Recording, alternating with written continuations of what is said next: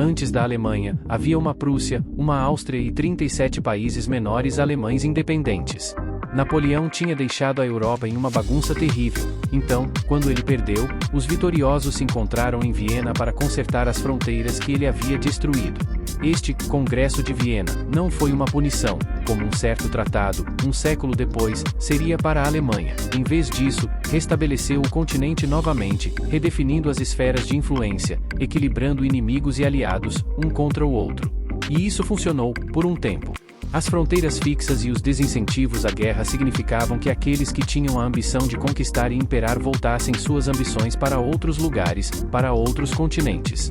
No entanto, havia uma região fraturada na Europa que não estava particularmente bem equilibrada, e os dois poderes pretendidos a estar em equilíbrio não tinham colônias no exterior para tirar sua frustração. Essa região era a Europa Central, que incluía a Áustria, a Prússia e os 37 países alemães independentes menores. A guerra que eventualmente aconteceu foi o resultado de uma rivalidade centenária entre os dois poderes alemães dominantes. Os resultados da guerra foram basicamente determinados por 4 fatores: a ordem política existente, a geografia da Europa Central, o Iluminismo e a Itália. Politicamente, a Prússia e a maioria dos pequenos estados estavam situados em uma área da Europa com poucas barreiras naturais. Embora isso possa torná-los vulneráveis, como as muitas partições da Polônia podem comprovar, a forma como os estados alemães se comportavam contribuía para preservar a relativa estabilidade da região. Esses estados eram divididos em quase 300 partes durante um milênio, mas reconheciam a necessidade de se unir sob várias bandeiras para evitar dominação. A geografia também desempenhou um papel crucial. A Áustria era um país virado para o sudeste, com a maioria de suas terras naquela direção de Viena. Os ramos do Danúbio fluíam pela Áustria, afastando-se das terras tradicionais alemãs. Os Alpes e os Cárpatos, na maioria das vezes, protegiam o núcleo dos invasores, mas também isolavam a Áustria de seus interesses no norte e no oeste, incluindo seus territórios do outro lado dessas montanhas. Em contraste, a Prússia era um país rico com uma conexão natural de rios e nenhuma grande cadeia de montanhas separando o núcleo político de suas regiões ricas e industrializadas no oeste. A Prússia também tinha uma rede artificial melhor, incluindo canais e uma rede ferroviária nacional antes de seus principais vizinhos terem conectado sequer 2 cidades. A Áustria, por outro lado, foi excluída de tudo isso devido à sua geografia. Essas redes inicialmente implicavam a Prússia como líder da Alemanha e da Áustria isolada. A Alemanha foi integrada cultural, econômica, militar e burocraticamente em torno de Berlim, enquanto a Prússia estava no processo de conexão. A Áustria, por sua vez, estava se dividindo. A geopolítica e a geografia desempenharam papéis cruciais na formação do cenário político e na rivalidade entre esses poderes alemães. Filosofia. O Iluminismo foi o ponto culminante da revolução filosófica que levou, em parte, à ideia de autodeterminação. Com as falhas dos sistemas políticos e econômicos em todo o continente, a ordem tradicional havia sido desmantelada peça por peça, e em seu lugar surgiram novas escolas de pensamento. Um exemplo interessante é a comparação entre a Espanha e os Países Baixos antes do Iluminismo. Na Espanha, a autoridade era baseada na obediência à Igreja e à monarquia. As pessoas não tinham autonomia para tomar decisões por si mesmas.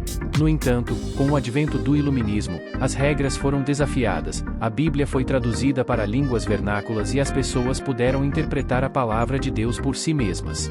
A Igreja Católica perdeu parte de sua autoridade, e as pessoas começaram a pensar de forma mais independente.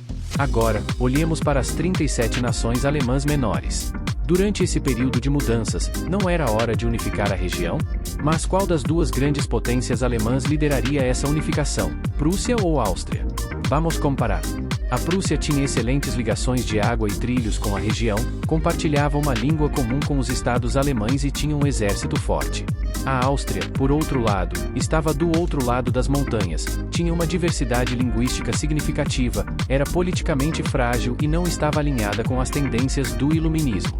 A Áustria continuou a existir como um império multinacional após o Congresso de Viena, enquanto a maioria dos outros países adotava o modelo de autodeterminação do Estado-nação. Ironicamente, um dos últimos lugares a se unificar sob a ideia de Estado-nação autodeterminado foi a Itália. Em 1866, as terras austríacas, que incluíam italianos, estavam no caminho da unificação italiana. A Itália lutou 3 guerras para unificar suas terras, e a Terceira Guerra foi particularmente devastadora para o futuro da Áustria. O relacionamento entre a Áustria e a Hungria também estava em crise. A Prússia, percebendo o poder crescente no sul e a potencial queda de um rival para a liderança alemã, decidiu consolidar seus interesses em uma guerra continental. A Áustria não estava em condições de resistir até o final da guerra. Não a Confederação Alemã, nem a Alemanha, e até este ponto, nem mesmo a Áustria. Os húngaros se tornaram iguais no Império, que agora passou por um nome diferente, os reinos e terras representados no Conselho Imperial e as terras da Sagrada Coroa Húngara de São Stephen, ou, como a conhecemos hoje, Áustria-Hungria. A Prússia facilmente escavou os restos da Europa alemã e, com uma vitória sobre a França em mais uma guerra, declararam o nascimento do Império Alemão no Palácio de Versalhes, a sede francesa do poder. Neste ponto, o que a Prússia não poderia fazer?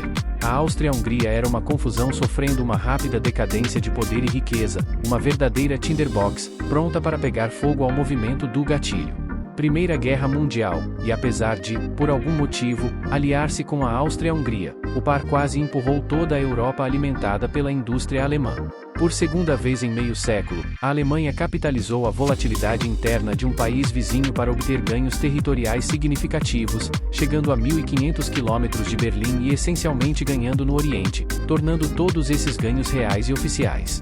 Pelo menos por alguns meses.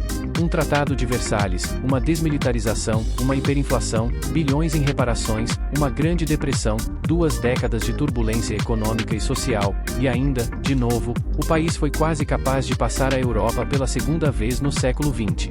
E depois? Uma desmilitarização, uma desindustrialização parcial, várias ocupações, uma partição de Guerra Fria, meio século de separação e, finalmente, unificação. E hoje? O país é incrivelmente mais uma vez o centro econômico e industrial da Europa e praticamente seu líder, mas não em guerra desta vez, isso é ruim, aparentemente. Está na sala de reuniões. Na tabela de classificação, o ranking do PIB e a qualidade de vida. E o futebol? A França manteve um assento permanente no Conselho de Segurança da ONU porque uma Alemanha unificada era uma ameaça incrível por um século, constantemente perturbando a Europa, arrastando a França novamente e novamente para o derramamento de sangue catastrófico. Até hoje, a França ainda mantém uma das forças armadas mais caras do mundo. Eles construíram a comunidade do ferro e do carvão para tornar a guerra impensável ao unir suas economias, e ter acesso à vasta riqueza mineral e geográfica da Alemanha. Em uma Europa sem fronteiras, esse é o grande equalizador, não? Acontece que os alemães chegaram à sua vantagem. A UE é um mercado livre e pronto. A Alemanha é, a partir de 2016, por algumas medidas, o país exportador número 1 do mundo, competindo com a China, um país com 20 vezes o tamanho. E há coisas que a Alemanha enfrentou melhor do que qualquer outro país ocidental. Após a Segunda Guerra Mundial, houve escassez de mão de obra, que aparentemente era algo a ver com todos os homens em idade de trabalhar morrendo em derramamento de sangue catastrófico ou algo assim. Eles taparam a escassez de mão de obra com os trabalhadores convidados do Mediterrâneo. O potencial colapso da economia devido à estrutura do estado de bem-estar e à idade da população, que a partir de 2016 está tomando seu preço no Japão, na Rússia e na Europa Oriental, em breve para atingir a China e o Ocidente, está sendo conectado na Alemanha dos anos 2000 pelos cidadãos da UE em expansão, a melhor e mais brilhante idade trabalhadora em todo o continente que vem para a Alemanha para trabalhar. Esse é um fluxo constante de potenciais trabalhadores qualificados que pagam impostos e, fundamentalmente, são consumidores, pagando as pensões dos alemães idosos e aposentados, passando seus anos crepusculares em Lebensraum, desta vez nas espreguiçadeiras do Mediterrâneo. Se inscrevam no canal e deixem seu like. Isso nos ajuda a crescer. E muito obrigado, eu sou Gil Spetsnaz e esse é o Bom pra Cabeça.